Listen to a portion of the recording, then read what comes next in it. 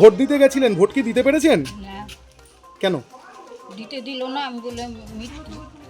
ধূপগুড়ির 7 নম্বর ওয়ার্ডের বাসিন্দা বাসন্তী দাস সকালবেলায় বৌরাতিগুড়ি হাই স্কুলে ভোট দিতে গেলে তাকে ভোট না দিয়ে ফিরিয়ে দেওয়া হয়।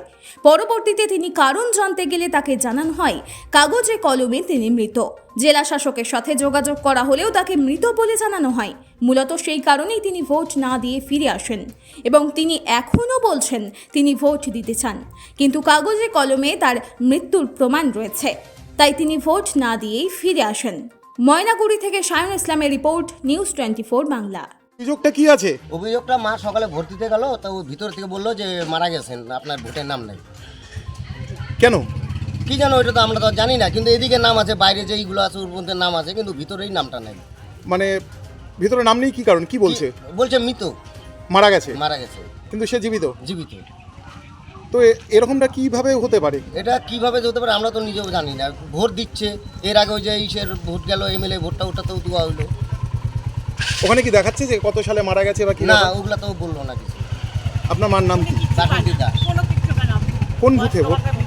186। এটা কোন পাড়ার ঘটনা? এটা 7 নম্বর ওয়ার্ড। আপনার নাম? আমার নাম উজ্জ্বল দাস। ভোট দিতে গেছিলেন, ভোট কি দিতে পেরেছেন? না, কেন? দিতে দিল না। আমি বললাম মৃত্যু। কিভাবে জানলেন? ওরাই বললো যে আপনি ভোট তো হবে না। আমি বললাম কেন? কি উপর থেকে দিয়ে না করলে আপনি বলে মারা গেছে। তারপর তারপরে ওনারাই বললো যে কই মারা গেছে, উনি তো নিজেই ভোট দিতে আসছেন। বললো যে না, আমাদের খাতায় তো নাম নেই। কিভাবে এটা হলো বলে মনে করছেন? এখন কি করবো? এখন না, কতক্ষণ আমাকে ওয়াট করাইলো, ভিতরে বসায় রাখলো। পরে সবাই বললো যে আপনি এখন বাড়ি যান। মূলত আপনি এখন কি চাচ্ছেন? আমি ভোট দিব তাহলে ভোট কি এখন আপনাকে কোনোভাবে তারা দিতে দেবে না? না। এখন কি করবেন ভাবছেন? আমি আবার আসবো, বাড়িতে খাওয়া দাওয়া করে আবার এখানে আসবো। আইসা আমি ভোট দিব। আপনার নাম? বাসন্তীটা আচ্ছা, কত নাম্বার? বাসন্তী দাস। কত নাম্বার ওয়ার্ড? 7 নাম্বার। ধন্যবাদ। মৃত, তারপর ওনাকে মৃত বলছে, কিভাবে দেখছেন আপনারা পাড়ার বাসিন্দা হিসেবে? বাসিন্দারা এটা আমরা মেনে নিতে পারছি না। এটা আমরা মেনে নিতে পারছি না এই কারণেই উনি বহু বছর ধরে আমার বাড়িতে আছে। আচ্ছা। আজকে ভোট দিতে গিয়ে ওনাকে ভোট দিতে দেওয়া হয় না, মৃত বলে ঘোষণা করে ওনাকে বের করে দেওয়া হচ্ছে।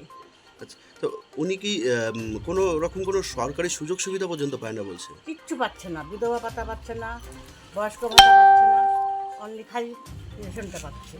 আচ্ছা, কী কারণে দিচ্ছে না? দুয়ারে সরকারে কয়বার করে জমা দেওয়া হলো, দুয়ারে সরকারে তাও কোনো কিছু হয়নি? না এখনো পর্যন্ত হয়নি। ঠিক আছে, আপনার নাম? আমার নাম সবিতা বলছি।